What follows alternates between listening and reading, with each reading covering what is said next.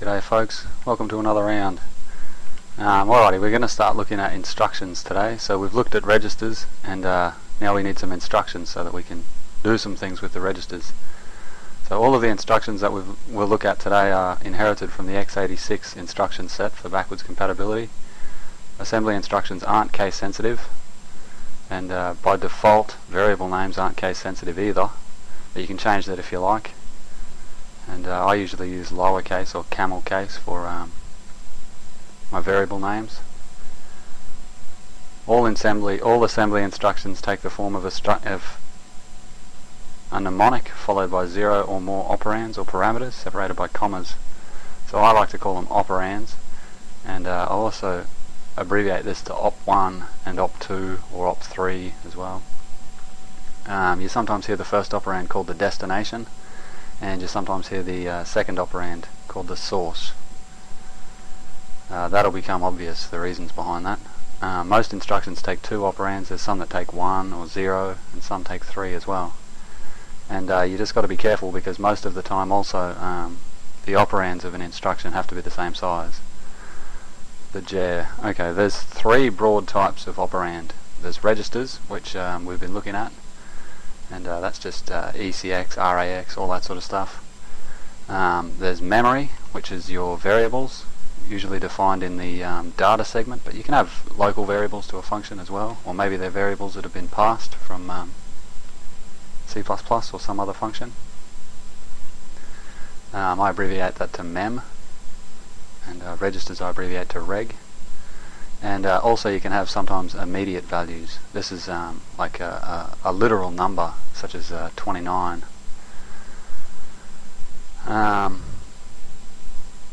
Yeah, when I'm describing the syntax of an instruction, I'll often write something like this: mov, and then mem, and it looks as if you can use memory for both operands, but you can't. You can only use memory for one of these, and the other has to be a register. So if the first operand is memory, then the second has to be register or immediate, and if the second is memory, then the first has to be a register. Okay? Alrighty, let's get to it. This is just a new project here. I wanted to show setting up a new project again, just in case some folks missed it. So we start out in just C++.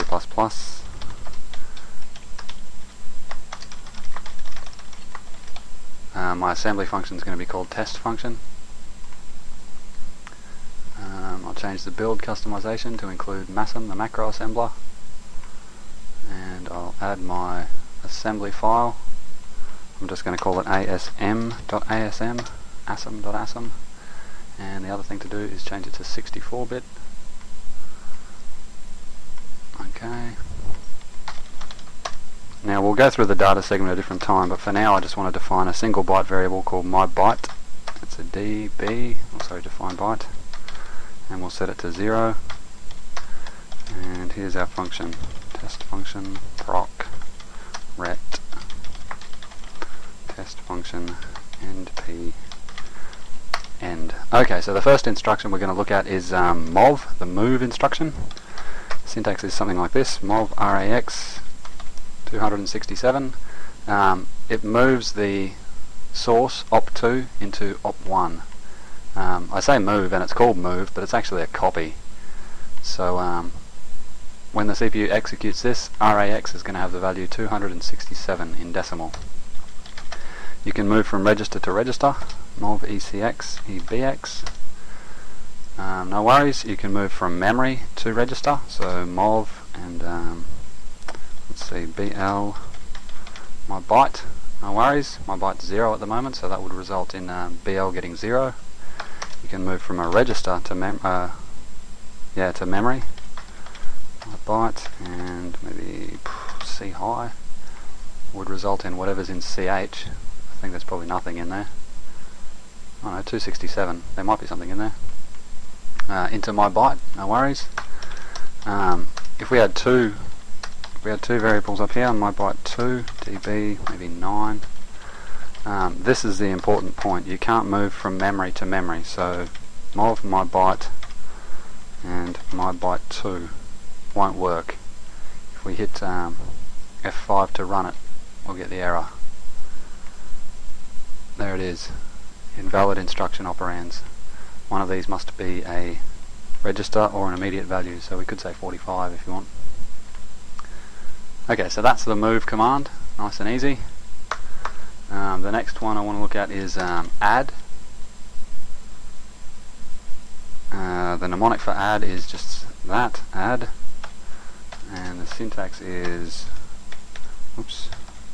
reg/mem and reg/mem/imm. So you can have either register, memory, and then the source can be register, memory, or immediate. This is just addition, it just adds things. So if we've got mov rax2, maybe we want to add rax7. There we go, rax will end up with 9. Nice and easy. You can add two registers together if you like, rax, rbx. I should mention again that you can't use operands of different sizes. So add rcx and ebx, it's not going to work. rcx is a quad word, ebx is only a double word. So we hit run and we get the error, instruction operands must be the same size. Very good. Okay, add's nice and simple, you can play around with that. So the next one obviously is sub. This is short for subtract. It has exactly the same syntax as add, only it obviously subtracts one from the other. So it subtracts op2 from op1 and it stores the result in op1. Okay, so maybe mov rbx20, mov rcx7, and sub rbx rcx. So if we step through this, I mean it didn't matter with add, it doesn't matter which order you put the operands in, but sub, it does matter. We'll hit run and see what happens. Hello, we've got an error. Test function, identify not found. Of course. Silly me. Didn't put in the prototype. There you go, C++, my dear old friend. Run that. Okay, RBX. There it is, 14 in hexadecimal. RCX gets 7, and now the subtraction. RBX ends up equaling D, which is hexadecimal for 13. Okay, so that's sub. Obviously we can subtract a memory operand as well, so sub from CL, my byte 2.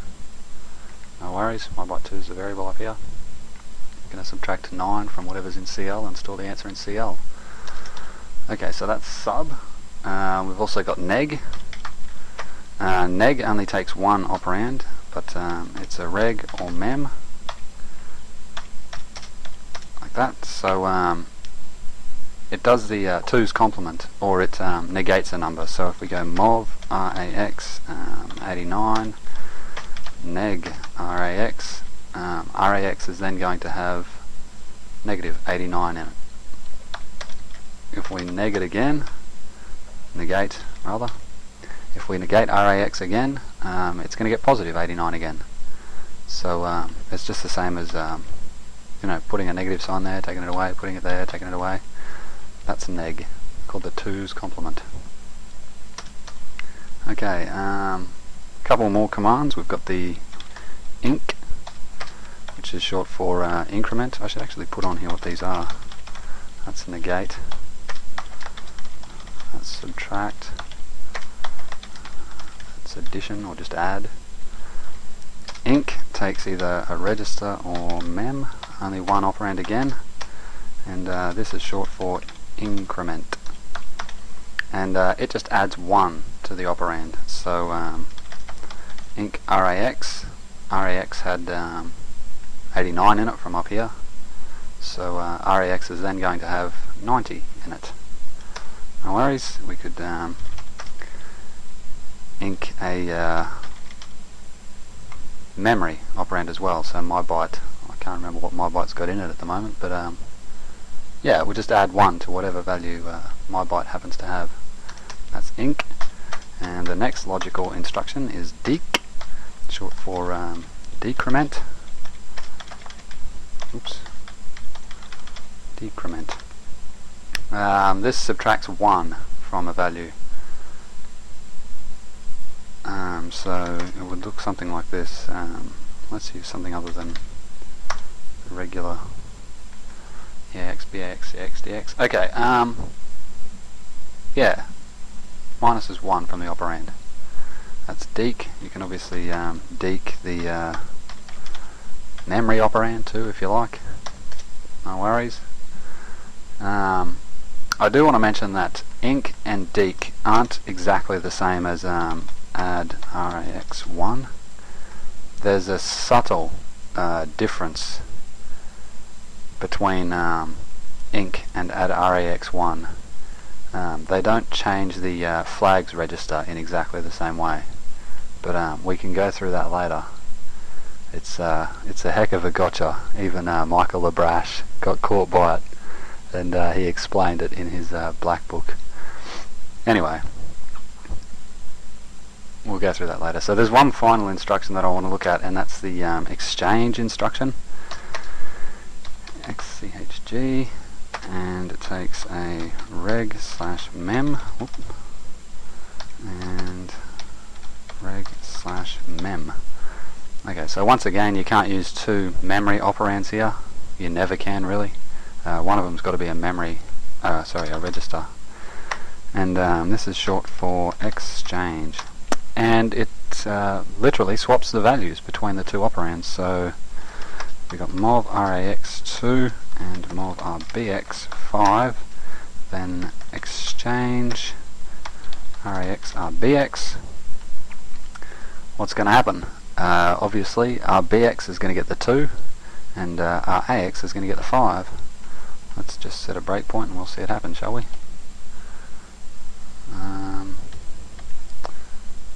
Okay, I stepped through those 2 lines. There we go. We've got 2 in rax and we've got 5 in rbx. We step through the exchange and they swap.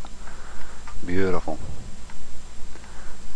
Okay, so that's oh, there is one more too that you've seen before, but I don't know if we went through the fact that it is actually an instruction, and it's this one here, ret. This is the return instruction. Actually, all that it does is pops the IP, the instruction pointer, from the stack, so that it ends up back here where it was just before it called the function. Ret takes no parameters. There's no operands. Okay, I hope that made sense, and thank you for listening. See ya.